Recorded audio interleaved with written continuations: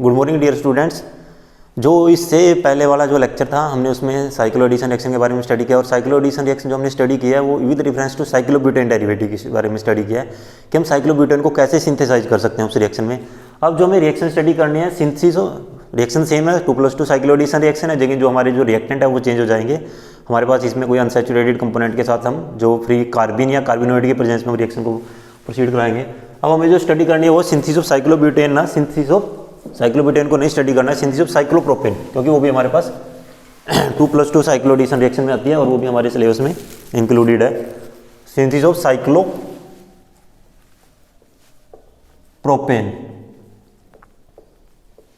जो रिएक्शन होती है जनरली फ्री कार्बिन या कार्बिनोइड के प्रेजेंस में होती है। Reaction occurs in the presence of free carbon और कार्बिनोइड। कार्बिन हमारे पास फ्री कार्बिन तो सिंपल स्पीसीज है, जैसे CH2 हो गया, और कार्बिनोइड में हमारे पास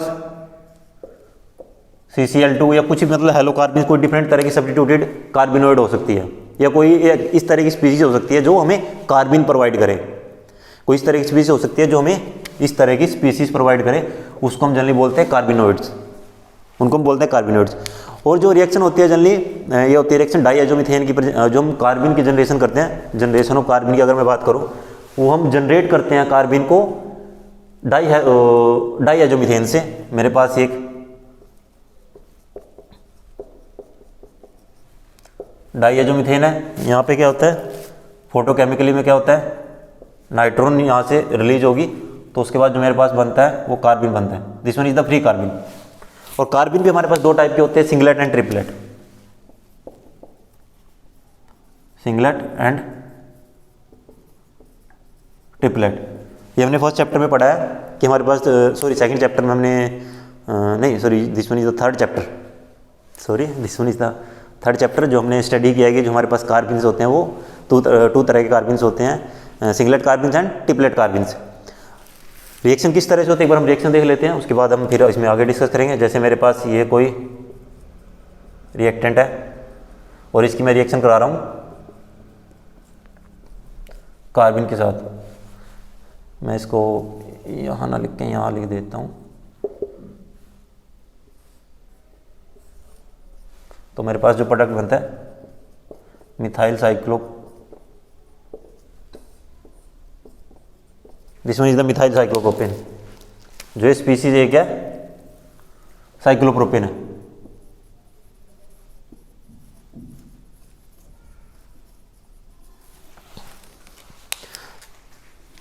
ये हमारे पास सिंथेसिस ऑफ साइक्लोप्रोपेन के हम डिस्कस कर रहे थे। फ्री कार्बन की प्रेजेंस में रिएक्शन होती है, ये इस तरह से होती है। ये मेरे पास कोई अनसैचुरेटेड रिएक्टेंट है, डबल बॉन्डेड कार, उसके बाद मैंने फ्री कार्बन की रिएक्शन की, फोटोकेमिकली रिएक्शन होगी और मेरे पास यहाँ पे साइक्लोप्रोपेन बन जाएगा। अब इसमें भी यहाँ पे भी अगर मैं बात करूँ,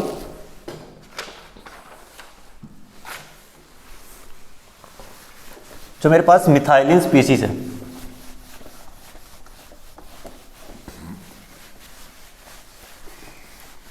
इसमें हमने एक सिमोन स्मिथ रिएक्शन स्टडी करनी है। जो हमारे पास मिथाइलिन है वो बहुत ज़्यादा रिएक्टिव रहती है। मिथाइलिन है जो मेरे पास, फ्री मिथाइलिन है, जो फ्री कार्बिन है, फ्री मिथाइलिन कार्बिन,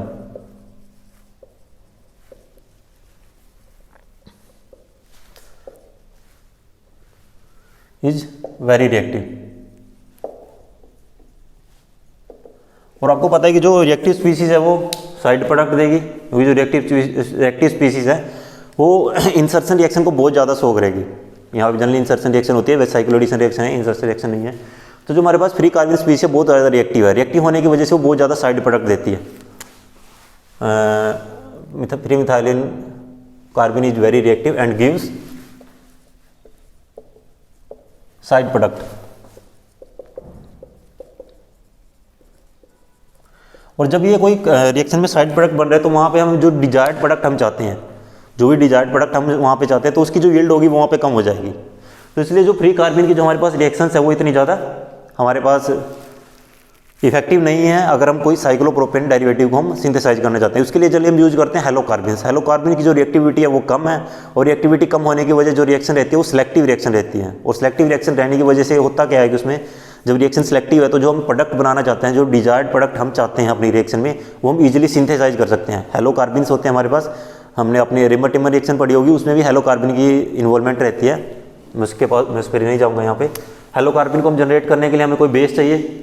हम जैसे टर्सरी ब्यूटॉक्साइड हम यूज करते हैं, जैसे CH3 thrice CO negative KOG। Potassium tertiary butoxide मैंने यहाँ पे यूज किया, अल्कोहल का डेरिवेटिव है।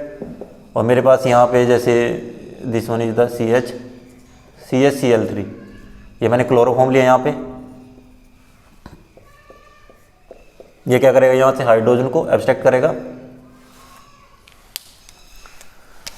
और ये यहाँ पे CH3 थ्राइस COH ये यहाँ से रिलीज हो जाएगा। ठीक है, और मेरे पास बचेगा क्या,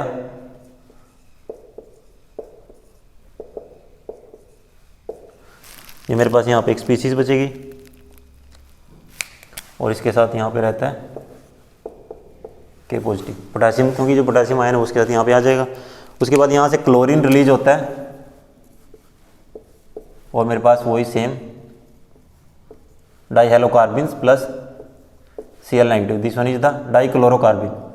हेलो मैं इसलिए वर्ड यूज कर रहा था वहाँ पे, हेलो मीन्स हेलोजन, वहाँ पे कुछ भी हो सकता है, क्लोरीन ब्रोमीन आयोडीन कुछ भी हो सकता है। तो this one is the chlorine, तो दिस वन इज द डाईक्लोरोकार्बिन। और जो हमारे पास इस तरह की स्पीसी रहती है डाईक्लोरोकार्बिन, जो ये रिएक्शन देती है बहुत ज़्यादा रिएक्शन रहती है, वो सिलेक्टिव रिएक्शन रहती है। और जो हमारे पास प्रोडक्ट बनता है, हमारे पास वहाँ पे बहुत जो यील्ड रहती है प्रोडक्ट की वो बहुत ज़्यादा रहती है। साइड प्रोडक्ट जो बनने के चांसेस है वो कम हो जाते हैं, बनता जरूर है लेकिन वो बहुत कम हो जाते हैं, क्योंकि जो डाईहेलोकार्बिन है उसकी रिएक्टिविटी इतनी ज़्यादा नहीं है जितनी रिएक्टिव जो हमारे पास सिंपल कार्बिन्स हैं। जो मिथाइलिन कार्बिन है वो बहुत ज़्यादा रिएक्टिव है। इसकी रिएक्शन हम जनरली हमें जो मिलती है वो हम करते हैं, हम साइक्लोहेक्जीन के साथ करते हैं।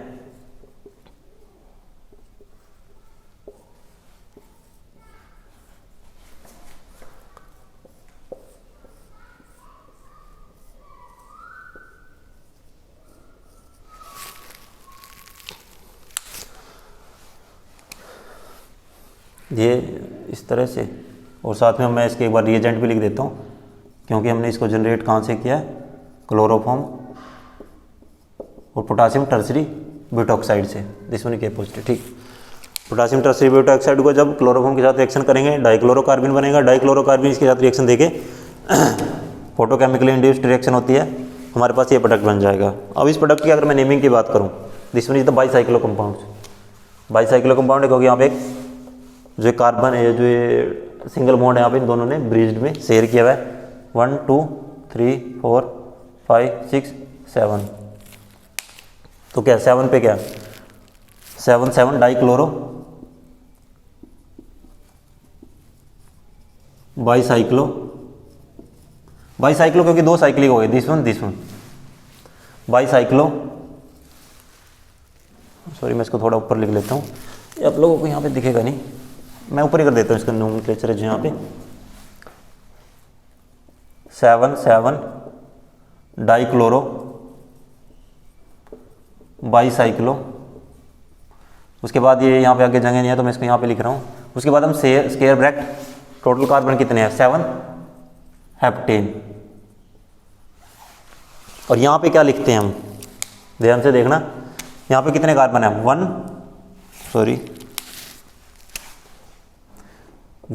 2 3 4, उसके बाद एक dot, this one is 1 carbon dot, और यहाँ पे कितने हैं 0, this one is the 0, 410 heptane. 7 dichloro bicyclo 410 heptane. ठीक है, तो इस तरह से हो गया। एक मैं दूसरा एग्जांपल और एक बार आपको दिखा देता हूँ। सपोज करो यहाँ पे जो मेरे पास होता इस तरह से होता, इसी को मैं दोबारा ड्रा कर रहा हूँ।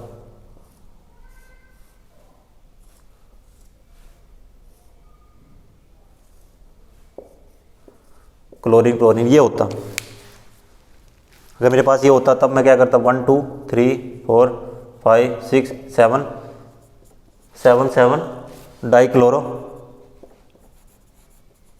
बाई साइक्लो 1 2 3 4 4 1, यहाँ पे कितना कार्बन है, एक कार्बन है, 1 हेप्टेन। वहाँ पे कोई कार्बन नहीं था इसलिए 0, और यहाँ पे एक कार्बन है इसलिए 1, 4 1 1 हेप्टेन। ये आपके सिलेबस में नहीं, आपके सिलेबस में सिर्फ सिंपल जो हमारे पास साइक्लोएल्केन्स है उसकी सिंथेसिस है, तो इसलिए आपको इस पर ज़्यादा ध्यान नहीं देना। ये तो हो गया हमारे पास, हमने सिंपल रिएक्शन किया। इसके बाद हम आते हैं मैकेनिज्म पे कि मैकेनिज्म किस तरह से होता है। जो ये रिएक्शन होती है जनरली, इसमें जो मैकेनिज्म होता है वो किस तरह से होता है, एक बार हम उसको डिस्कस कर लेते हैं।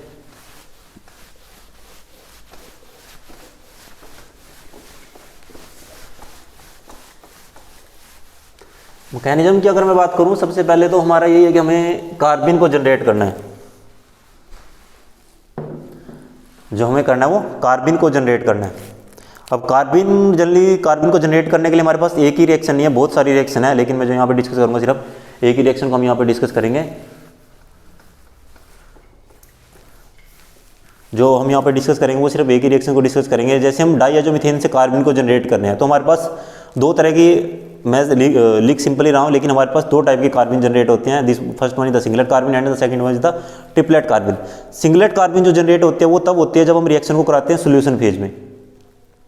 जब रिएक्शन को हम सोल्यूशन फेज में रिएक्शन को करा रहे हैं तब हमारे पास सिंगलेट कार्बन जनरेट होती है, और जब हम रिएक्शन को करा रहे हैं गैस फेज में, और गैस फेज में हम क्या कर रहे हैं, इनर्ट गैस यूज कर रहे हैं, ऑर्गन होगी, नाइट्रोजन होगी, हीलियम होगी। जब हम इस तरह की गैस की प्रेजेंस में रिएक्शन करा रहे हैं तब हमारे पास जो कार्बन जनरेट होते हैं वो होते हैं ट्रिपलेट कार्बन। सो यहाँ से क्या है कि ये भी एक कंट्रोल्ड मैकेनिज्म है कि हम किस तरह के कार्बन चाहते हैं, और उसी तरह की हम रिएक्शन कंडीशन प्रोवाइड करेंगे, और जब हम उस तरह की रिएक्शन कंडीशन प्रोवाइड करेंगे तब हमारे पास जो कार्बन बनेगी वो उसी के अकॉर्डिंग बनेगी, सिंगलेट कार्बन बनेगी या ट्रिपलेट कार्बन बनेगी। मैकेनिज्म की अगर मैं बात करता हूँ,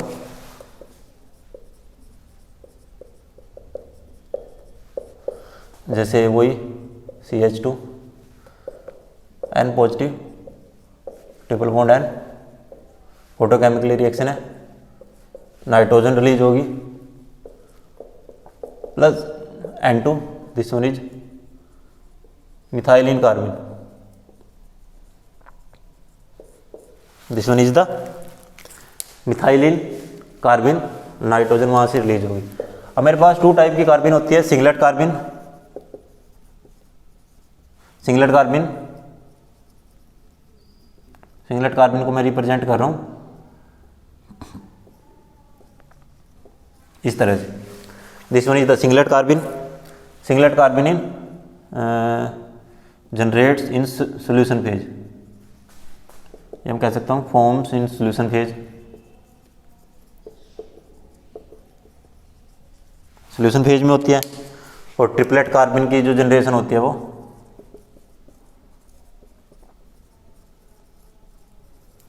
ट्रिपलेट कार्बन को मैं रिप्रेजेंट करता हूँ इस तरह से, जनरेट्स इन गैस फेज और इन इनर्ट गैस। इनर्ट गैस में हीलियम हो गया, नाइट्रोजन, ऑर्गन। जो हमारे पास इस तरह की गैसेस है उनके गैसेस में क्या होता है, हमारे पास ट्रिपलेट कार्बन जनरेट होती है। This one is the singlet carbon. Singlet carbon इसलिए क्योंकि दोनों जो इलेक्ट्रॉन्स है वो एक ही ऑर्बिटल में है, तो इसकी जो मल्टीप्लिसिटी है वो 1 है, और यहाँ पे दोनों जो कार्बन है अकॉर्डिंग टू द मल्टीप्लिसिटी के लिए हम यूज करते हैं 2s+1। यहाँ पे स्पिन की वैल्यू कितनी है, 0। सॉरी मैं इसको यहीं पे लिख देता हूँ।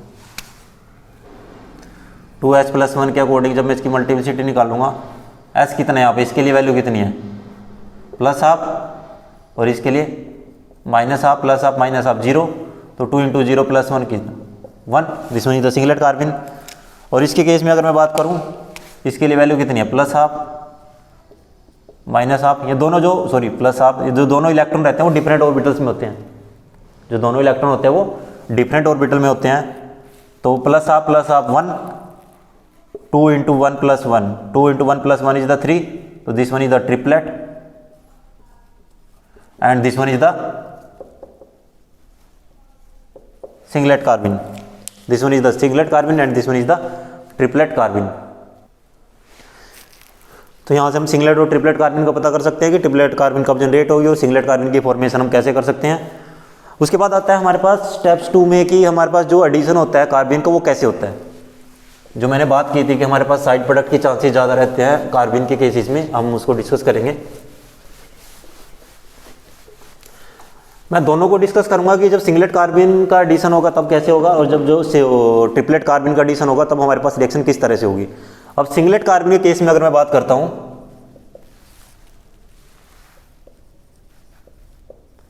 सिंगलेट कार्बन के केस इसमें क्या होता है, जो हमारे पास रिएक्शन है एक सिंगल स्टेप रिएक्शन है, reaction occur in singlet carbon reaction occurs in single step and reaction is stereospecifically.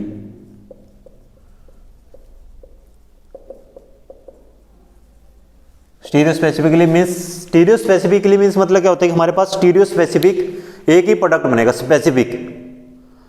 हमारे पास दो तरह की रिएक्शन होती है, एक रिएक्शन होती है स्टीरियोसेलेक्टिव और एक रिएक्शन होती है स्टीरियोस्पेसिफिक। स्टीरियोसेलेक्टिव के केस में क्या होता है कि वहां पे दो प्रोडक्ट की बनने की पॉसिबिलिटी रहती है।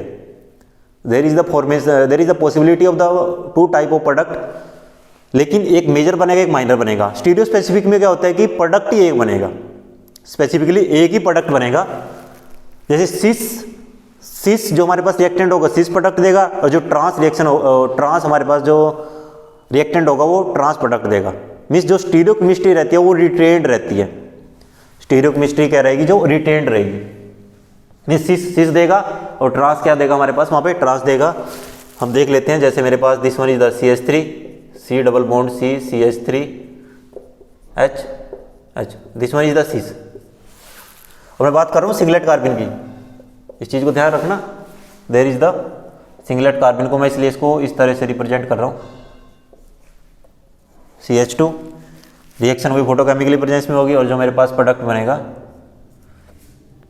मैं इसको भी यहाँ पे, क्योंकि इस मैकेनिज्म क्या होता है, साइक्लिक मैकेनिज्म होता है। Hydrogen this one is hydrogen, this one is CH3, here is also CH3 और जो मेरे पास फाइनल प्रोडक्ट बनेगा this one is cyclic transition state, cyclic transition state और जो प्रोडक्ट बनेगा CH3H और यहाँ पे क्या आएगा CH3। This one is the cyclopropane. Cis देगा और ट्रांस देगा। This one is also cis, क्योंकि जो स्टीरियोकेमिस्ट्री रहती है वो रिटेन्ड रहती है। जो स्टीरियोकेमिस्ट्री रहती है वो वहाँ पे रिटेन्ड रहती है। सिस हमेशा सिस देगा और ट्रांस हमेशा जो देगा वहाँ पे ट्रांस देगा। ये था, मैं एक बार लिख भी देता हूँ। Cis give cis alkene gives cis product and trans alkene gives trans product. Cis give cis and trans give trans. इसके बाद हमारे पास आता है this one is the case of singlet carbon. अब हमें डिस्कस करना है ट्रिपलेट कार्बन का। ट्रिपलेट कार्बन के केस में हमारे पास दो टाइप के प्रोडक्ट बनते हैं। अगर मैं सिस एल्कीन लेके चलता हूँ तब भी मेरे पास सिस ट्रांस दो प्रोडक्ट बनेंगे। अगर मैं ट्रांस एल्कीन लेके चल रहा हूँ तब भी मेरे पास ट्रांस और सिस दो प्रोडक्ट बनेंगे। मीन्स कहने का मोटिव क्या है कि जो रिएक्शन है वो नॉन स्टीरियो स्पेसिफिक है। In the case of singlet triplet carbon the reaction is non stereo specific, here is stereo specific. मैं इसको सॉरी से इसको रब कर देता हूँ।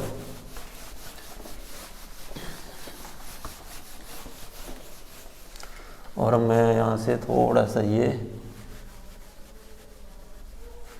दिस वन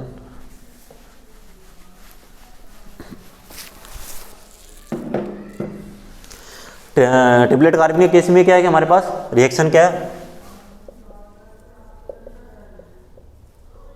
ट्रिपलेट कार्बन के केस में अगर मैं बात करता हूँ, ट्रिपलेट कार्बन रिएक्शन अकर इन मल्टीपल स्टेप में रिएक्शन होती है। MULTIPLE मल्टीपल स्टेप में रिएक्शन होती है। और जो रिएक्शन है reaction is non stereo specific. Non stereo specific मतलब क्या है कि जो रिएक्शन है वो नॉन स्टीरियो स्पेसिफिक है। मीन्स अगर मैं सीस एल्कीन लेके चल रहा हूँ तब भी मेरे पास 2 प्रोडक्ट बने, अगर मैं ट्रांस एल्कीन लेके चल रहा हूँ तब भी मेरे पास क्या होते हैं, 2 प्रोडक्ट बनते हैं, मिक्सचर ऑफ प्रोडक्ट बनते हैं। जो प्रोडक्ट बनता है वो क्या बनता है, मिक्सचर ऑफ प्रोडक्ट बनता है। Non stereo specific means mixture of product बनेगा। वहाँ पे रिएक्शन बनता है, जो ट्रिपलेट कार्बनिक एसिड में जब प्रोडक्ट बनता है तो वहाँ पे 2 तरह से प्रोडक्ट बनता है, एक तो स्पिन का इन्वर्जन होता है और एक होती है रोटेशन अराउंड सिंगल बॉन्ड। जब रोटेशन अराउंड सिंगल बॉन्ड होती है, जब रोटेशन अराउंड सिंगल बॉन्ड होती है तो वहाँ पे क्या होता है, स्पिन इन्वर्टेड हो जाते हैं। हम ये भी कह सकते हैं कि जो हमारे पास ट्रिपलेट कार्बनिक एसिड में जो रिएक्शन मैकेनिज्म होता है वो फ्री रेडिकल मैकेनिज्म होता है। रिएक्शन मैकेनिज्म इज, मैं कह सकता हूँ कि triplet carbon reaction occurring multiple step और कह सकते हैं हम 2 स्टेप में रिएक्शन होती है। Reaction is non stereo specific and reaction mechanism is free radical.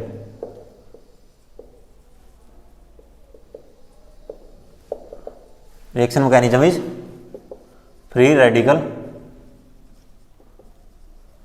और एक पॉइंट हम लिख देते हैं, cis and trans alkene gives mixture of product.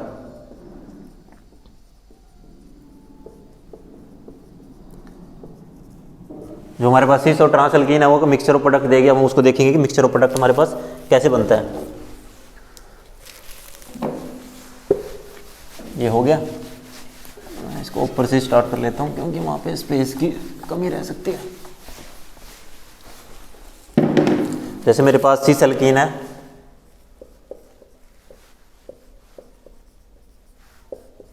Hydrogen, और मेरे पास है ट्रिपलेट कार्बन। ट्रिपलेट कार्बन के केस में सबसे पहले CH3H CH3 हाइड्रोजन CH2, इस तरह से। अब यहाँ पे क्या होता है,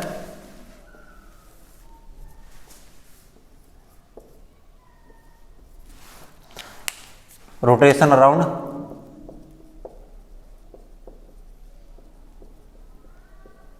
CC बॉन्ड। अगर CC बॉन्ड के अराउंड रोटेशन होती है,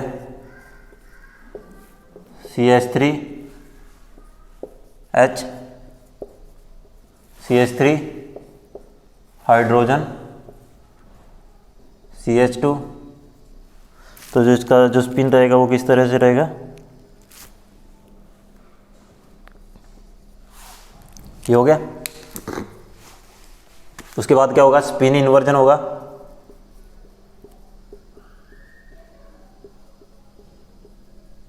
स्पिन इन्वर्जन होगा तो स्पिन इन्वर्जन में क्या होगा, this one is CH3 hydrogen CH3 CH2 hydrogen, और ये इस तरह से। उसके बाद क्या होगा, एक बार इसको देख लेते हैं। इसमें सबसे पहले स्पिन इन्वर्जन होगा।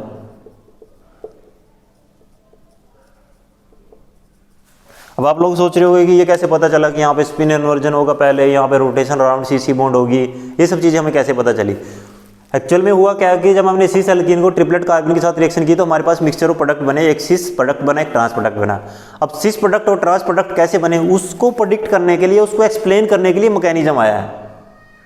उसको एक्सप्लेन करने के लिए मैकेनिज्म आया कि हमारे पास एक तो रोटेशन अराउंड CC बॉन्ड हुई होगी, कार्बन कार्बन बॉन्ड के अराउंड रोटेशन हुई होगी, और एक हमारे पास स्पिन इन्वर्जन हुआ होगा। जब स्पिन इन्वर्जन होता है तब सिस प्रोडक्ट बनता है, और जब हमारे पास रोटेशन अराउंड CC बॉन्ड होते हैं तो हमारे पास ट्रांस प्रोडक्ट बनता है। अब हम इसको देखते हैं। जैसे अगर मैं बात करूँ this CH3 and here is also CH3 hydrogen CH2, this one is upward spin and this one is also, sorry spin inversion के बाद क्या होगी, डाउनलोड हो जाएगी। उसके बाद क्या होगा, रिंग क्लोजर होगी।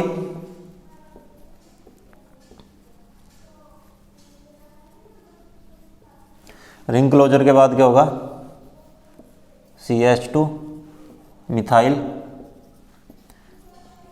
Methyl hydrogen, this one is the sis product. Same यहाँ पे रिंग क्लोजर होगी,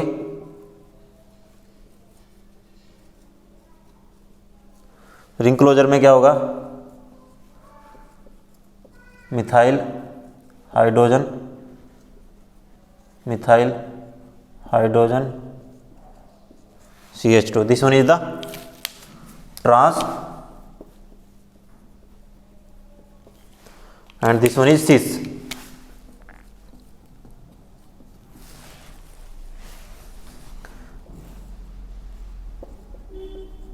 दिस वन इज सिस. तो हमारे पास ट्रांस प्रोडक्ट भी बना है, सिस बना है भी. तो ट्रिपलेट कार्बन में क्या होता है, हमारे पास मिक्सचर ऑफ प्रोडक्ट बनते हैं. इसलिए मैंने बात की थी कि जो हमारे पास कार्बन है वो ज़्यादा रिएक्टिव रहती है, और जब कार्बन ज़्यादा रिएक्टिव रहती है तो हमारे पास मिक्सचर ऑफ प्रोडक्ट बनते हैं, वहाँ पे इंसर्शन रिएक्शन वगैरह ज़्यादा से होती है. तो ये हमारे पास यहाँ पे साइक्लोब्यूटेन की हमने डिस्कस किया है. Sorry this mean cyclopropane.